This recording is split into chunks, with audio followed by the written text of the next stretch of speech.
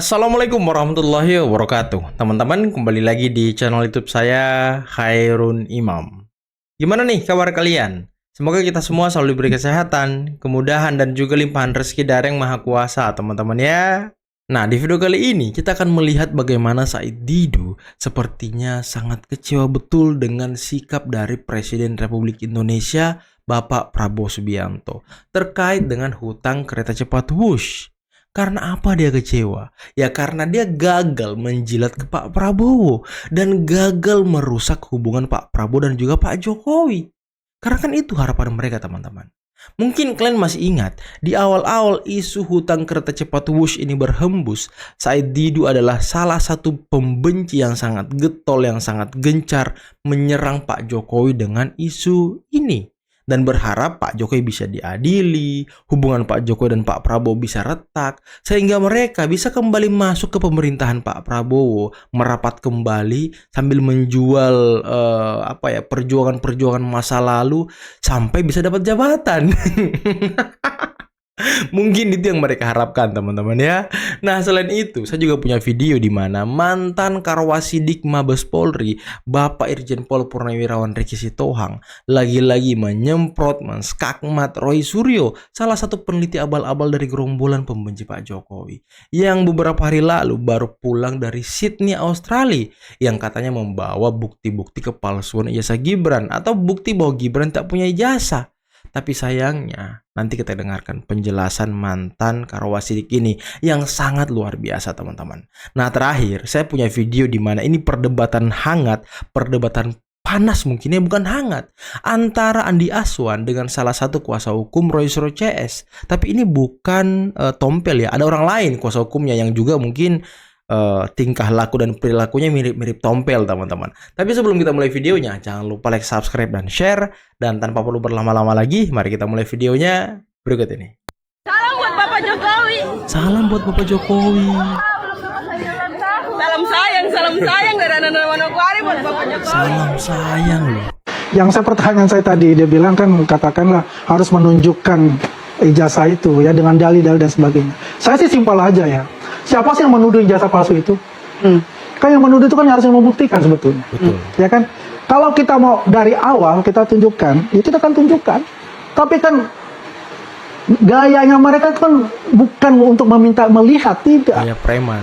Bukan itu. Kalau menunjukkan, itu udah ditunjukin ke siapa-siapa. Dari KPU, dari gubernur, sampai presiden, dan juga pada saat wartawan-wartawan yang hadir, ini ditunjukkan. Jadi harusnya semua ditunjukkan di pos. Jadi harusnya kalau misalnya, kalau misalnya ijazah itu palsu, harusnya KPU Solo tahu, Jakarta. Semua tahu ini lah. Jadi bolak-balik ya. Ini kalau kita Biar diselesain dulu. Santai dulu. Ya. Gitu loh. Saya akan luruskan pemahaman hukum begitu. Boleh. Terserah lu pakai pengalaman hukum, terserah aja. Semua ini udah masuk. Kita ini by law, kita by law loh. Terserah you bilang by law, kita Ini juga by law. ini bukan negara kekuasaan. Anda Terserah. jangan berlindung di balik kekuasaan. Tidak Itu ada negara hukum. Ada aturan-aturan. Bang Gofur, sebentar. Tadi pertanyaan. Anda bicara saya tidak Anda jangan Anda berlindung di balik bicara kekuasaan. saya tidak potong. Ini bukan negara hukum. Ini bukan Anda negara bicara kekuasaan. saya Itu tidak negara hukum. Bang Jadi Gofur- argumentasinya juga harus Bang argumentasi Gofur, hukum. nanti saya kasih kesempatan Ya, Anda silakan. untuk menanggapi. Silakan. Kita bicara hukum kita. Ya. Nanti saya kasih kesempatan Motor Anda untuk bicara hukum. menanggapi. Bisa Kita bicara jadikan hukum. momen Sama-sama ini, kelakuannya. momen dialog ini Ah. untuk pembelajaran bagi semua pemirsa Ya. TV agar Setuju. tahu apa itu kuhab Gini, yang Mbak, diatur. Nah sekarang Roy Suryo kepentingannya apa? Untuk negara. Negaramu dari Hong Kong, kau aja nggak jelas.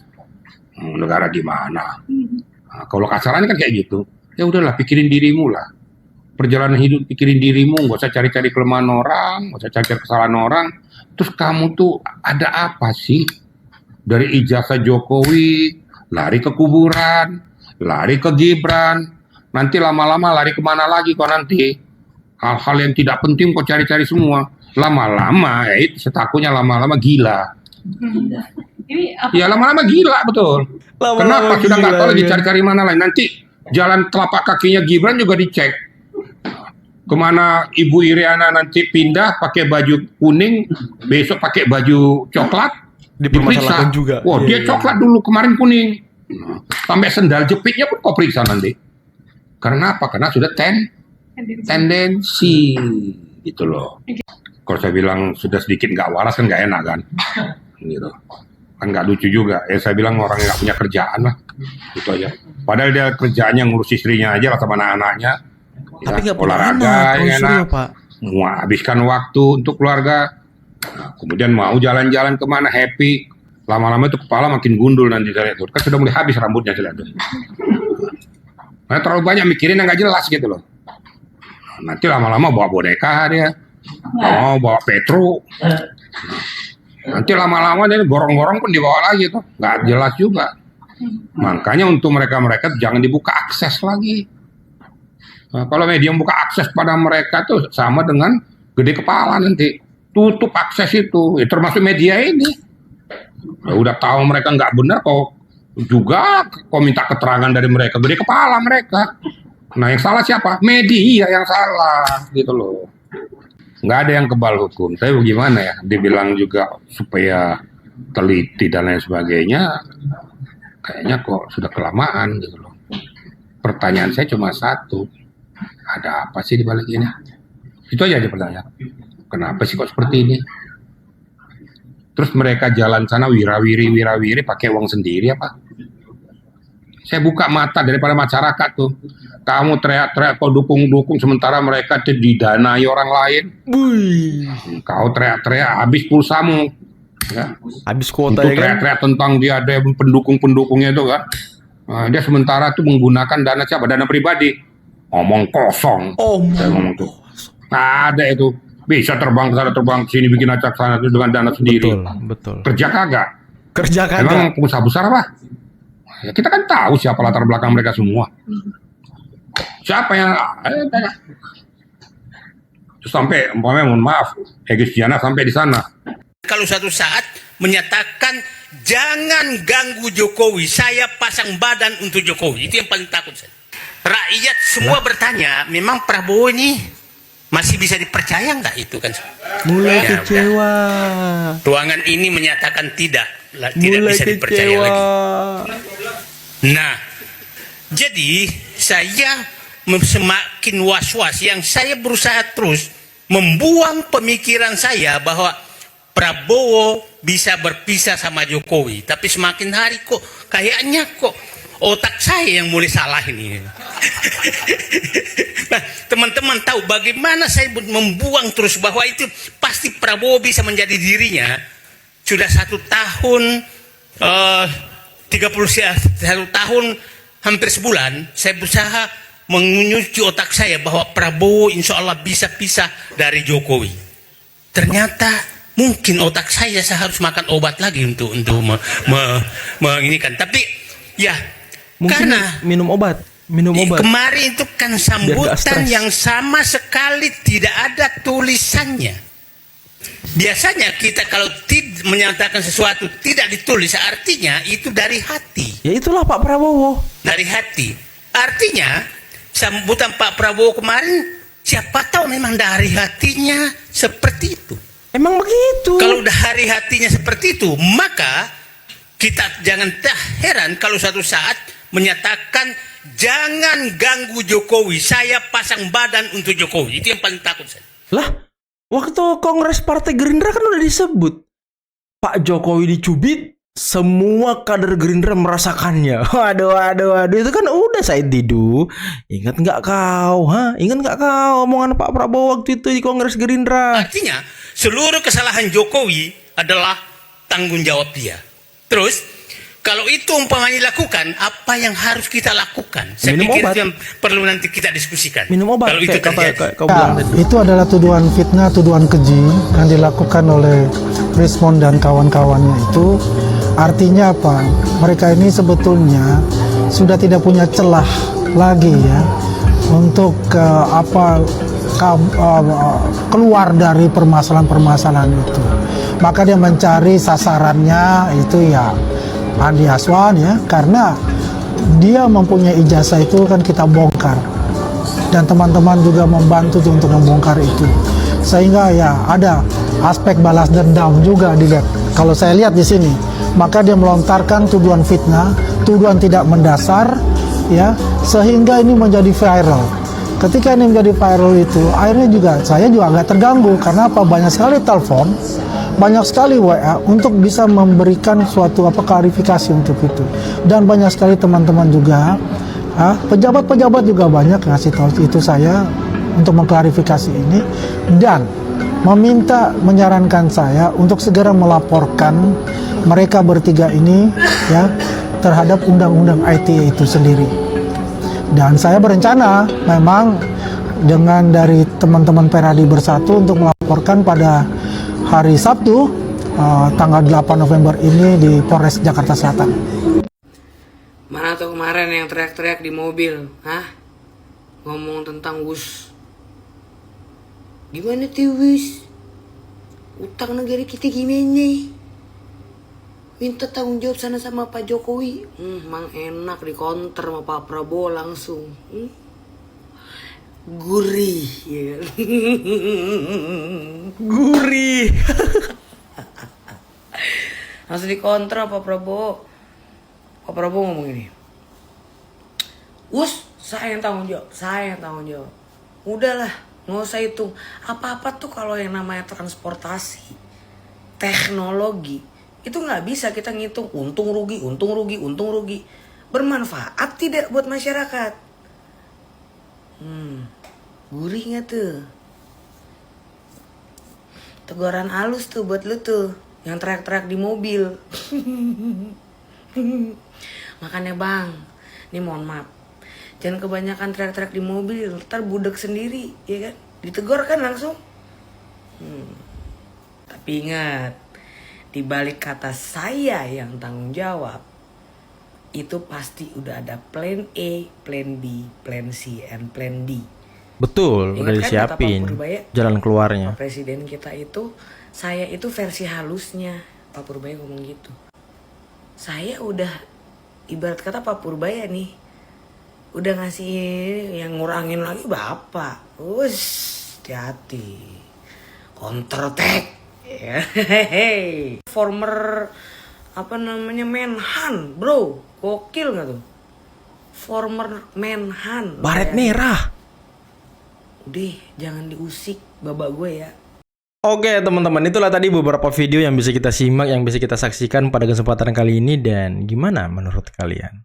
Dengan Said Didu yang sepertinya sangat-sangat kecewa betul dengan sikap dan perilaku Pak Prabowo Subianto ketika konferensi pers di stasiun Tanah Abang mengatakan bahwa apa itu wush itu, gak usah ribut soal wush, saya tanggung jawab. Waduh. Dan tadi Said Didu jujur banget ya mengatakan bahwa ya kapan Pak Prabowo pisah dengan Pak Jokowi, ya berarti memang tujuan mereka mau memisahkan Pak Prabowo dan Pak Jokowi, yang nantinya kalau mereka pisah, dia bisa dapat jabatan, bisa kembali ke lingkaran Pak Prabowo Subianto. Ya tapi sepertinya Pak Prabowo sudah sadar ya, yang bikin dia kalah selama ini, ya gerombolan-gerombolan ini, Said Didu lah, Amin Rais lah, siapa lagi kelompok-kelompok Islam yang kayak FPI, kayak Hizbut Tahrir, kelompok-kelompok seperti Mak Ompong itu, kelompok-kelompok yang so agamis dan lain sebagainya. Nah itu Pak Prabowo sepertinya sudah sadar teman-teman, kalau kita jangan berteman terlalu dekat dengan mereka. Ya karena kalah. Karena ketika Pak Prabowo berteman dekat dengan Pak Jokowi, beliau menang. Beliau tahu gitu. Pak Jokowi ini punya power, sangat dicintai rakyat. Terbukti tadi teman-teman. Masyarakat Manokwari titip salam kepada Pak Jokowi. Wah ini kan luar biasa. Sampai detik ini ternyata masyarakat Papua masih sayang dengan Pak Jokowi teman-teman. Dan di sana ada Gibran. Gibran kemarin juga sempat berkunjung ke Papua, salah satunya Manokwari. Dan salam itu langsung disampaikan kepada Mas Wapres Gibran. Inilah bukti teman-teman. Jokowi, Gibran, Pak Prabowo sangat dicintai rakyat. Dan ketiga pilar ini jangan sampai dipisahkan. Jangan sampai gerombolan pembenci berhasil merusak hubungan Pak Jokowi, Pak Prabowo, dan juga Mas Wapres Gibran. Nggak boleh teman-teman. Kita harus menjaga hubungan mereka dengan sangat baik. Inilah kunci keberlanjutan. Iya kemarin ada yang bilang bagus Pak Prabowo katanya mau bertanggung jawab atas proyek-proyek yang dibangun oleh Pak Jokowi. Ya emang harus begitu. Itulah gunanya keberlanjutan. Dan ada yang bilang, tapi kok Pak Jokowi nggak begitu ya dulu ya? Ya waktu itu Pak Jokowi masih petugas partai, bos. Masih dalam bayang-bayang banteng. Jadi setiap keputusan Pak Jokowi waktu itu menjadi presiden periode pertama harus persetujuan ya yang ketum partai itu. Nggak bisa serampangan beliau mengeluarkan kebijakan, apalagi mau melanjutkan legasi-legasi dari Pak SBY. Mereka ini kan partai ini dan Partai Merah dan Biru ini kan gontok-gontokannya keras. Jadi legasi dari Partai Biru ketika Pak SBY menjabat, yaitu banyak yang tidak diurusin sama Pak Jokowi ketika periode pertama, karena yang berkuasa ya partainya dia, bukan Pak Jokowinya. Pak Jokowi masih digini-giniin, bro. Jadi beliau belum bisa berkuasa full gitu, masih belum bisa mengeluarkan kebijakan sendiri, masih atas bayang-bayang, jadi agak sulit. Makanya itu kenapa Pak Jokowi pengen keberlanjutan, biar apa yang dialaminya selama menjadi presiden di periode pertama khususnya itu tidak terjadi terhadap Pak Prabowo. Apalagi Pak Prabowo ini kan dari segi individual sudah sangat luar biasa. Beliau darah biru, keturunan yang sangat luar biasa loh. Bapak beliau pendiri BNI, beliau mantan akademi militer jenderal, bos, darah biru, bos. Nah itulah makanya kenapa Pak Prabowo sangat powerful. Nggak ada yang bisa ngatur Pak Prabowo. Apalagi kunyuk-kunyuk ini bilang Pak Prabowo dibawa ke tiak Jokowi. Aduh, salah bos, salah. Pak Prabowo ini nggak ada yang bisa ngatur. Beliau itu berpikir, bertindak atas arahan, masukan dari ahli-ahli yang di sekelilingnya, atas diskusi-diskusi. Kemudian beliau menyimpulkan, itulah yang menjadi kebijakan. Jadi bukan Pak Prabowo ini dibawa ke tiak Jokowi. Aduh, ini luar biasa orang-orang ini memframing ya. Pak Prabowo ini powerful, bukan orang sembarangan, bos. Pak Jokowi hanya tukang kayu yang jadi presiden. Dengan punya pemikiran yang sangat visioner, punya pemikiran yang sangat luar biasa, dan itu yang disukai oleh Pak Prabowo. Beliau suka cara berpikir Pak Jokowi sepertinya, bukan cara berpikir gerombolan pembenci. Dan tadi bagaimana mantan Karwasidik Bareskrim atau Mabes Polri, waduh, ini sudah sangat jelas, keras, dan juga mungkin pukulan telak bagi Roy Suryo yang ujuk-ujuk ke Sydney Australia meneliti ijazah Mas Wapres Gibran. Katanya nanti telapak kaki Gibran diteliti, sendal Mas Gibran diteliti. Ya mungkin itu nanti akan terjadi, teman-teman. Siapa yang tahu gitu ya kan? Kalau aja nanti Ibu Riana juga diteliti ya kan? Mahkamahnya diteliti sama dia loh. Emang konyol orang-orang ini. Dan tadi kuasa hukum Roy Suryo CS, kalau nggak salah namanya Abdul Ghafur, yang kelakuannya mirip-mirip Tompel lah kali ya. Suka ngamuk-ngamuk, suka montang-montang pembicaraan. Ya mungkin inilah ciri khas dari mereka. Udah teman-teman, mungkin cukup sekian dulu video kali ini. Jangan lupa like, subscribe, dan share videonya. Akhir kata, billahi taufiq wal hidayah. Assalamualaikum warahmatullahi wabarakatuh. Bye-bye.